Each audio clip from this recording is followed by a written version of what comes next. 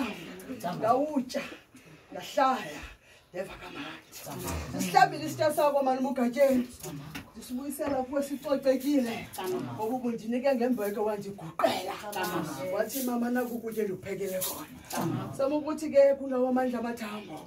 yabulela unonkundla yabulela unoqhatsha konke befuneka ndikuthethile kushukile phakathi kwesifuna